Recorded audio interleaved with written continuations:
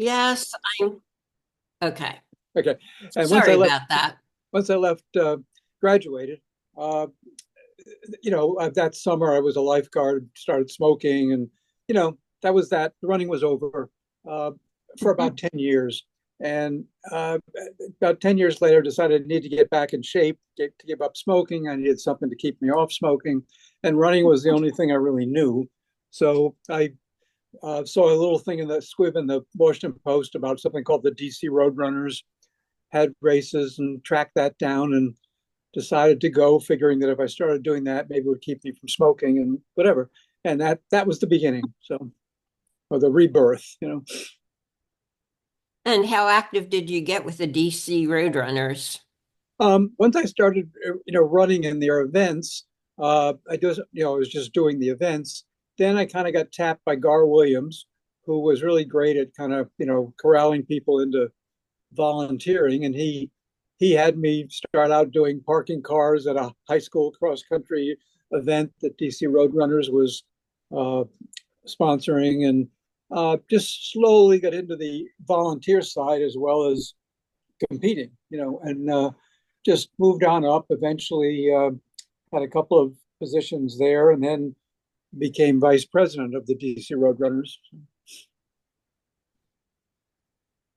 Well, you've moved up in the DC Roadrunners and you kind of spread your wings after that.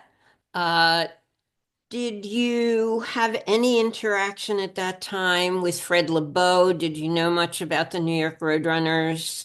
Uh, Uh, it really was later. I met him first in Boston. I think Gar introduced me actually. The Roadrunners Club of America was having its annual meeting. They used to meet in Boston. Um, and I was there, I guess, to run. Uh, and he introduced me to Fred. That was my first time I ever met him. But while I was with the DC Roadrunners Club, I really didn't have much interaction. It wasn't until I really got involved with the Roadrunners Club of America that I had interaction with Fred. tell me about how you started with the Roadrunners Club of America. You have a long history with them. Again, Gar got me involved. Uh, I can't remember my first roles. I guess I was a board member, and when he ran for president, left the DC Roadrunners to become president of the Roadrunners Club of America, and then he recruited some of us, from DC. So that got me starting to do volunteer roles with the national organization. Again, just with Gar, and then I did that for a couple of years, and then when his term was coming to an end, he wanted me to run for president. I didn't want to do it at all, and he actually kind of not bribed me, but cajoled me and threatened me that if I didn't do it, the next person would probably be Fred Lebo, who I didn't think would be the one to do the job. Anyhow, I finally said, okay, I'll do it. And it was tough to say no to Gar, so I did do it, and that was that. And tell me a little bit too about the Roadrunners Club of America, how it started, and how it's grown. I mean, it started long before I was involved. I think in '58, there was a meeting with 10 people at the old Paramount Hotel in New York. We actually, years later, I got Nike to sponsor a reception there, and they put a plaque up in the Paramount to recognize that the hotel, was where the Roadrunners Club was founded. Hmm, Um, but it was, I think Ted Corbett and Browning Ross and a number of people were instrumental at that beginning. Again, I didn't get involved probably for another 15 years, but it was a small little enterprise with a couple of chapters around the country.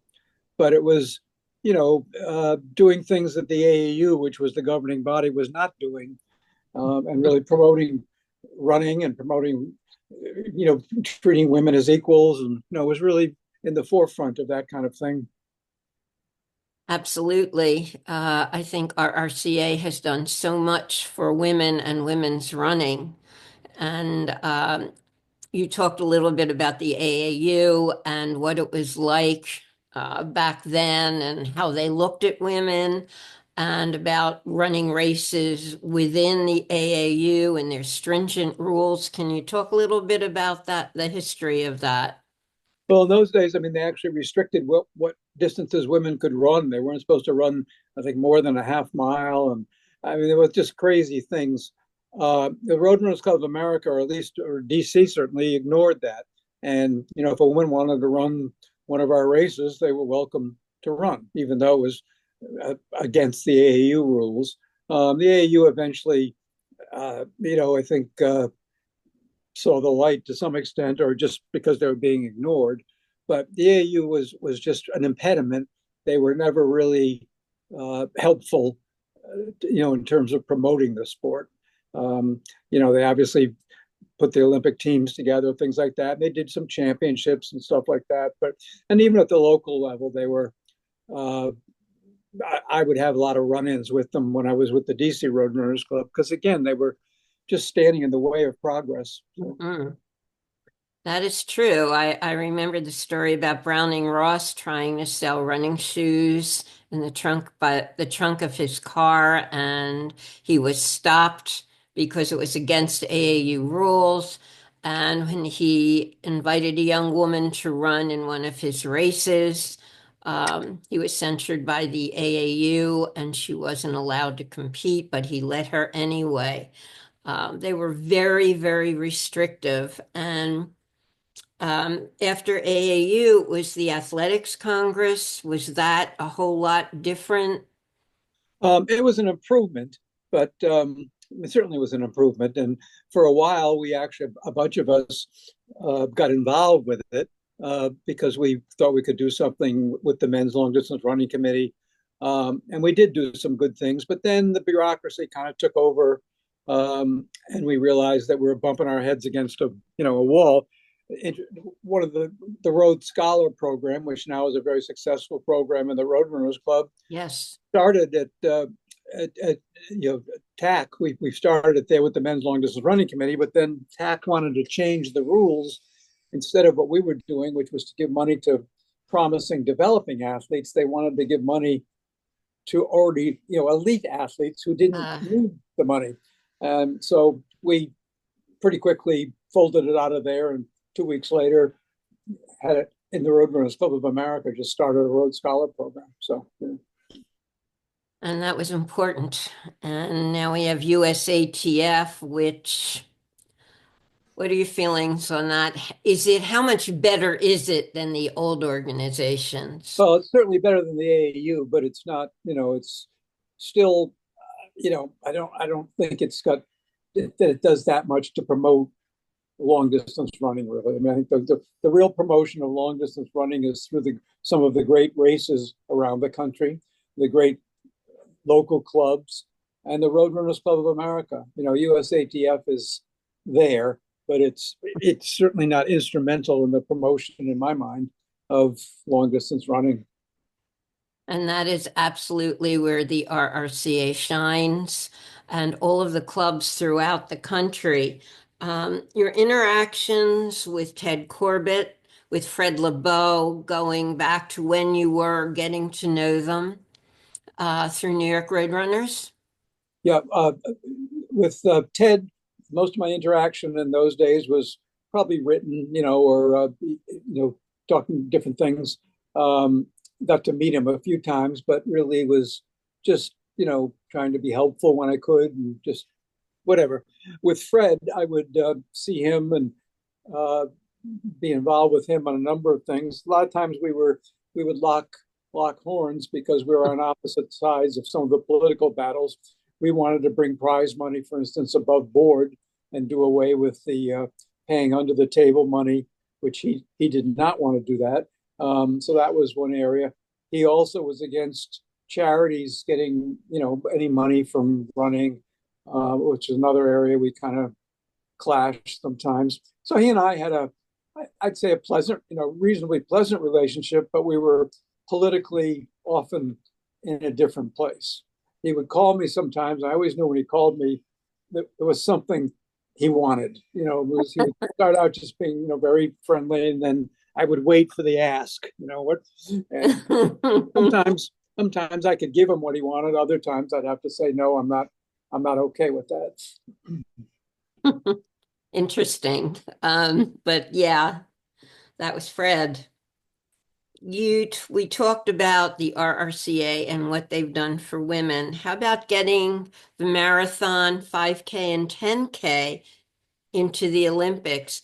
And that was a big part of a push by the Roadrunners Club of America. I know you were involved in that, so please talk about that. We'd love to hear.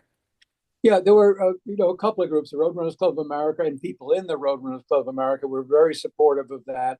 And then there was a group called the International Runners Committee, which was funded by Nike. And again, a lot of the Roadrunner people and other people were on that committee, and came up with strategies of how to do this. So it was really I'd say, a group effort. Um, just getting people who'd be supportive and just pushing and pushing and lobbying uh, with the progressive groups, because the AAU or whatever was not going to take was not going to take the lead. So we had to do that, and in so many places we took the lead. I think the Roadrunners Club, actually, before I got involved, was the first time they funded sending a team to the World Cross Country Championships, because AAU had never done that.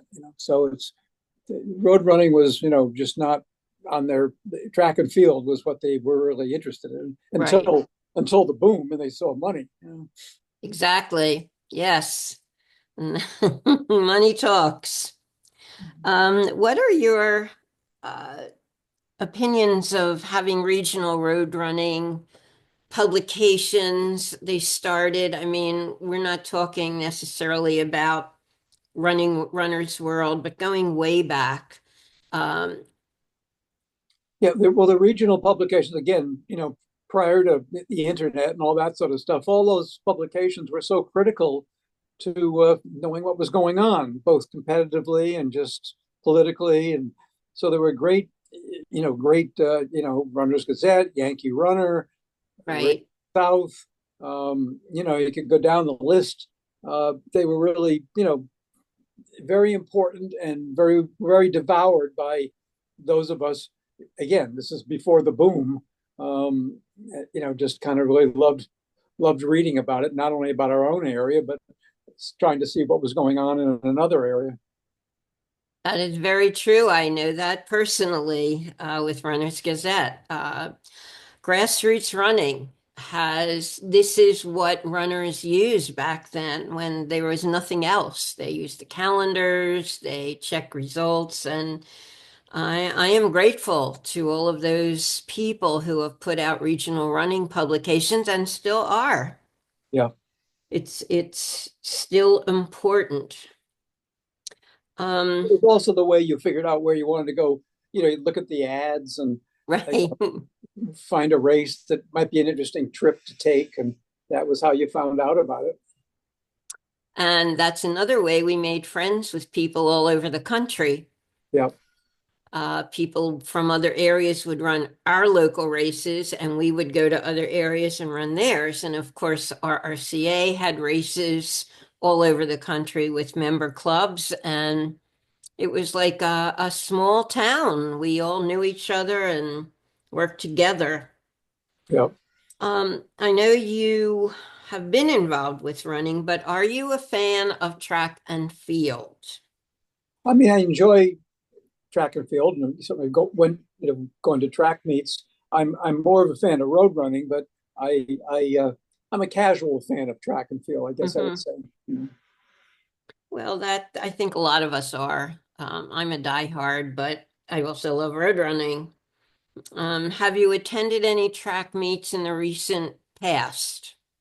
Not recently. I think the last one I went to probably was the Penn Relays, and went to some I went to the trials a couple of times, but it's been several years since I've been to a track meet. And what do you think about how the sport has evolved as compared to when it began, say, from right before the running boom through now? Well, when I started, got involved, which was probably Yeah, it was in the 70s. Um, there probably were 10 or 12,000 people who run a marathon in the whole country, maybe the world, but the country certainly. When you go to races, you pretty much knew everybody. Mhm. There was a good group. The camaraderie was terrific. Um, and I missed that. That was wonderful. Made some great friends. Um, as it got bigger, you lost some of that. I mean, that's progress, and you got more sponsorship, and you got lots of things, but we lost some of the camaraderie. It's very different today. As I say, the local DC Roadrunner races were just just so much fun, particularly in the good weather and things like that, and racing against the same people, every Mhm. couple of times a month, Right. getting building a rivalry.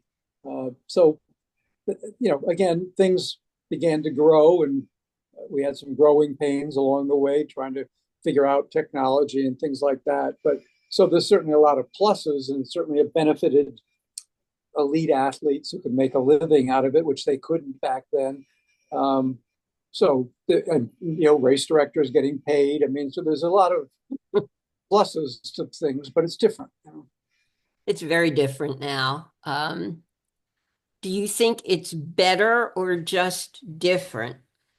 I would say different. I mean, there's certainly things you could point to and say it's better. It's better than an athlete can earn money above the board. And, obviously not a million of them do this, but the ones who can make a living at it, I think that's really good. I think it's good that a race director of major races can be paid for the hard work they do. When that first started, it was very controversial for a race Mhm. director to get paid. I mean, a lot of people thought that was anathema, just was a terrible thing. You were not supposed to get paid to do that. So I think it's good that you're paid for hard work. And now a good race director can not only get paid for doing it, but if they see it opening at another state or another place, they can move around like any other job. So that's a plus. I say the downside is the camaraderie. Some of that is gone. I agree with that. Um, do you agree with the statement that many aspects of the sport of long distance running was invented in New York? I don't know about invented. I think it was certainly so important and promoted. Uh, Hard for me to say if it was invented there, because I think back when I look at the history of running, there was actually in Chicago, there was some, I forget the name of the club, but some very famous runners were involved with the who went to the University of Chicago, I think it was. So there were different pockets, but New York was critical, certainly. That's for sure. Who do you feel have had a significant impact through the years on our sport and its development? Well, I mean, Fred Lebo certainly had an impact in terms of getting the marathon, into the five boroughs, and he was a flamboyant. He was a showman in a way. So he had an impact. I think behind the scenes, the people that a lot of people don't know, Gar Williams was tremendously instrumental. He Mhm. he brought the Roadrunners Club was actually on the ropes when he became president. It had deficits. It was just nothing was happening, and he started the state rep program. He got the newspaper going again. He got just got a lot of things happening, just reinvigorated it, which then got more clubs going, got a lot of booklets, how to organize a running club booklet, and and a handbook. He almost single-handedly wrote the Roadrunners Club handbook, which was the Bible for race directing in the day. So he was critical. Um, there's other people. I mean, on the women's side, Henley Gabot certainly was very important. Um, the leaders, Jacqueline Hansen and Nina Cusick, different people. They were a cadre of people who worked so long and hard. Catherine Switzer is another one. Right. True. Avon Running Circuit that Hmm. Catherine and Elizabeth Phillips. They both worked on that. Was very instrumental for women's running. And some of the names may not be familiar to some people. I'm glad you brought them up. I'm going to read you some names and tell me about their impact. How about Gabe Merkin? Gabe was a doctor in the DC area who, although he was an allergist or a dermatologist, but he knew a lot about sports medicine, and he was the go-to guy if you had a running injury because no other doctor knew anything about it. Um, so he was very active in the club, not only dispensing medical advice but also trying to promote running. So he was a very active guy. Yes, that's true. And what about Hugh Jascourt? Hugh, I had some contact with him. I mean, he was in the earlier days of the DC Roadrunners Club, was instrumental in building that. By the time I got involved, he was still there, but he was, moving on to other stuff.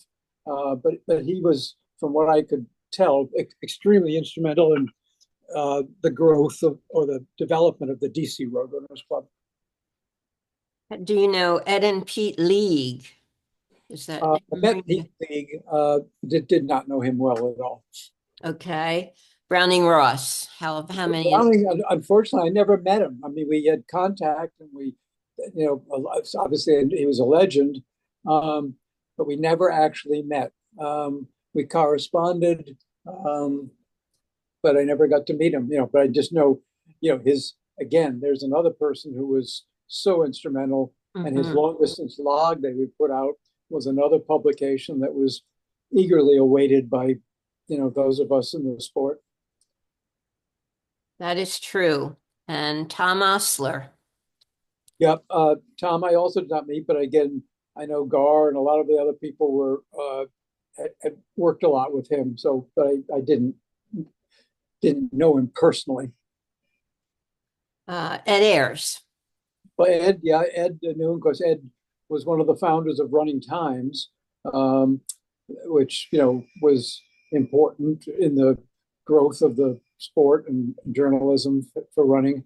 So Ed was had a vision there and was very important in that end of things. Was the publisher and editor. That's right. It was a great publication. And how about Phil Stewart? Well, Phil, because Phil was there at the beginning of Running Times, also and was with Right. Running Times for ever and ever, and then spun off with Road Race Management, and then he and I created the Road Race Management Race Directors Meeting, which still goes on. Hmm. And of course, Road Race Management still exists and has a website and publications and kind of things. But Phil was a vice president of the DC Roadrunners. He was involved with the Roadrunners Club of America. And of course, he's director of Cherry Blossom now, so he's had a number of vital roles. Yes, he has. Um, did you see or know Alan Price, the legendary ultramarathon race walker? Yes, I met him several times because he was local, as I remember. Didn't know him well, but would see him. He would race walk in our races. So I remember seeing him.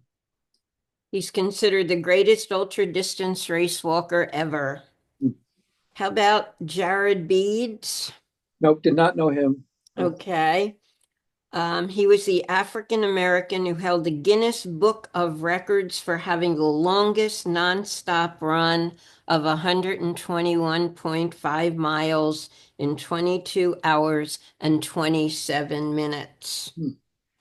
There are a lot of running pioneers that need to have more recognition, and I'm happy that we're doing that. And that includes you, Jeff. Well, Talking about you, who are some of the early running pioneers women who you raced against? that I raced against. Yes. Um, I guess when I got involved with the DC Roadrunners, I mean Henley, her name then was Henley Gibble, but Henley Gabot, she was involved. There were, a number of women who were involved in the local club, but also nationally. That when we were being races, again, I mentioned Nina Cusick, Catherine Switzer actually won the first cherry blossom because she Right. was visiting because her parents lived in Vienna. Um, so ran in races with her. Um, Ellen Wessel, who started Moving Comfort. There's just a lot of, again, in DC there were just the growth of women's running. They started a women's running club, the Washington Run Hers. So that was an important thing. Yes, you're not kidding. DC area was a hotbed of women's running, thankfully.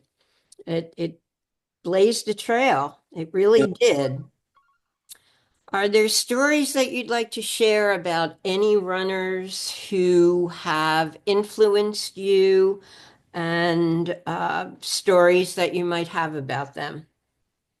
And again, the my mentor was Gar Williams, because I watched him lead the DC Roadrunners in a very quiet way and do so many things. So he's again unsung hero, but he was got the Lifetime Achievement Award of Road Race Management just before he died. Um, he was just a great one of the greats in the sport.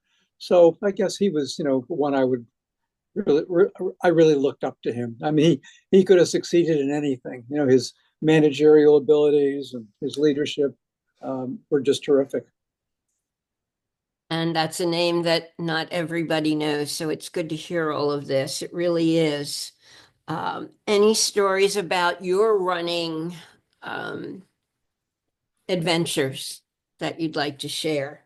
I guess one of our memorable ones with Phil when we ran when President Carter ran that race at Catoctin Mountain and collapsed. Um, and a group of us were up there, and Phil has the only pictures of him collapsing, and we all came back afterwards because the Roadrunners Club. I was president, and we were having a board meeting that weekend, which is why we all trekked up to Catoctin. But we came back to my apartment, and we negotiated the photo rights for Phil's photos, which became Wow. pretty famous. But I remember the whole board was sitting in my den while I was on the phones negotiating the photo rights. That was quite a race, quite an event. I remember it. I Yeah, remember reading about it in Running Times, and it made the headlines all over the country, I think. yep. Well, I know we're going to run out of time shortly. I'm just got a note. So, what I'd like to say, first of all, is thank you. And is there anything else, Jeff, that you would like to add? No, I mean, just that I'm glad that there is an effort to do oral history and history in general because there's so much information, so much good stuff that's a shame that it's getting gets lost. And of course, a lot is lost now because we've lost certain people and things like that. So I'm glad we're making a good effort at this. It's important. History is important. It really is. And thank you for sharing all of your thoughts and for being part of this meeting. This is Freddie Carlip signing off. Jeff, have a great rest of your day and thank you again. Thanks, Freddie. Take care. Thank you.